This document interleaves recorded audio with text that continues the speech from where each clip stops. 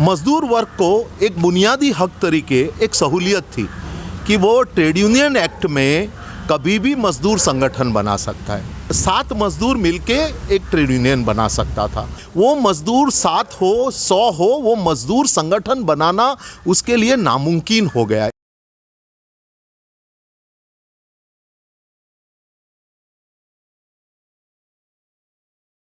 मज़दूरों को जो हक मिला है, ऑलरेडी है, उस कानून का नाम है इंडस्ट्रियल डिस्प्यूट एक्ट। उसके साथ जुड़ा हुआ है industrial employment standing order act और उसके साथ जुड़ा हुआ है ट्रेड यूनियन एक्ट। देखिए, ये 3 कानून से मज़दूर वर्ग को महत्वपूर्ण अधिकार मिले हैं। जैसे मैं आपको बताऊं कि हमारा देश जब स्वतंत्र नहीं हुआ था, भारत जब ब्रिटिश शासन के तहत गुलामी में था, उस वक्त पे ट्रेड यूनियन एक्ट बना था 1926 में। मज़दूर वर्ग को एक बुनियादी हक तरीके एक सहूलियत थी कि वो ट्रेड यूनियन एक्ट में कभी भी मज़दूर संगठन बना सकता है। इसका मतलब इतना ही था कि 7 मज़दूर अगर एक कंपनी में, फैक्ट्री में और या कोई भी एस्टैब्लिशमेंट में इकट्ठे हुए और ये डिसाइड किया कि हमें एक मज़दूर संगठन की ज़रूरत है, तो वो 7 मज़दूर मिलके एक ट्रेड यूनियन बना सकता था। वहाँ पे कोई पाबंदी नहीं था, ट्रेड यूनियन बना सकता है, 7 मज़दूर अपने सभी साथियों को मिलके एक संगठन की रचना कर सकता है।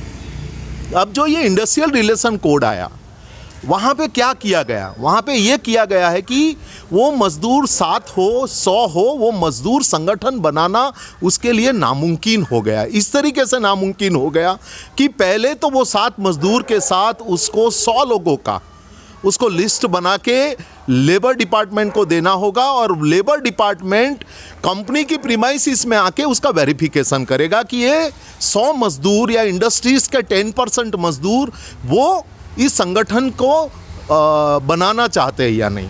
तो ये एक बहुत ही बड़ा मसला आज के दिन पे मज़दूर वर्ग के लिए रहेगा कि मालिक को पहले पता चलेगा कि उसको मज़दूर संगठन वो बना रहा है और उसको रोकने का हर कोशिश वो मालिक वर्ग करेगा। दूसरा ये कि ये जो पूरा एक मेथड है मज़दूर संगठन के जो मेंबर्स है उसका वेरिफिकेशन का, ये भी बहुत कॉम्प्लिकेटेड हुआ है।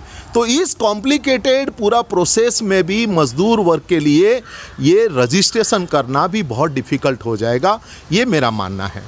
एक तरीके से ये बोला जा सकता है कि भारत के जो बंधारण में बुनियादी हक तरीके मज़दूर संगठन बनाने का हक है, लेकिन इस कानून से वो हक छीना जा रहा है। दूसरी बात ये, ट्रेड यूनियन एक्ट रजिस्टर्ड भी हो गया, तो उसके तहत उन्होंने ये कोशिश किया है कि अगर 10% से कम हो गया या 100 से कम हो गया तो उसका रजिस्ट्रेशन कैंसिल हो जाएगा।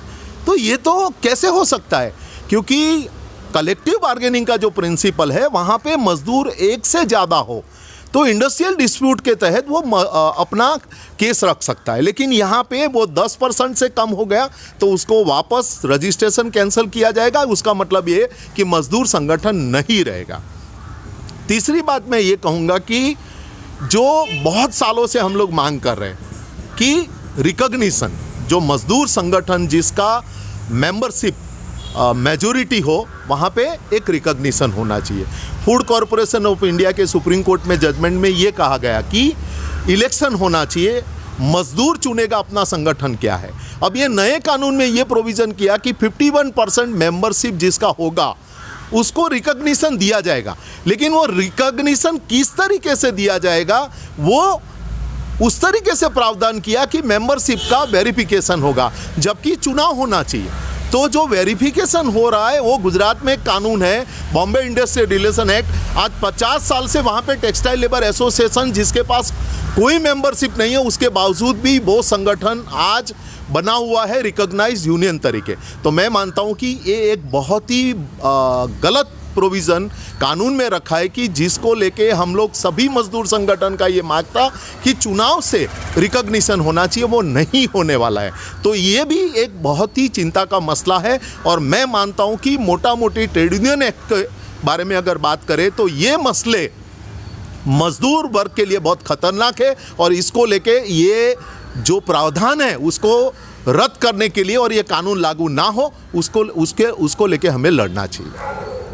दूसरा मसला जो ट्रेड यूनियन एक्ट के लिए है वो ये है कि मान लो रजिस्ट्रेशन रद्द हो गया, तो रजिस्ट्रेशन रद्द होने के बाद जब हम अपील करते हैं तो आज का प्रावधान ये है कि इंडस्ट्रियल ट्रिब्यूनल, इंडस्ट्रियल कोर्ट उसको मनाई हुक्म दे सकता है, उसको स्टे कर सकता है और यूनियन का रजिस्ट्रेशन चालू रह सकता है। लेकिन नए कानून में ये प्रावधान है कि स्टे नहीं दे सकता है इंडस्ट्रियल कोर्ट। उसका मतलब ये कि रजिस्ट्रेशन आपका रद्द हो गया, वो रद्द ही रहेगा जब तक इंडस्ट्रियल कोर्ट वो जजमेंट जो है यूनियन रद्द करने का वो रिवर्स ना करे। तो मैं मानता हूँ कि ये बहुत ही खतरनाक प्रोविज़न यहाँ पे ट्रेड यूनियन के बारे में किया गया है।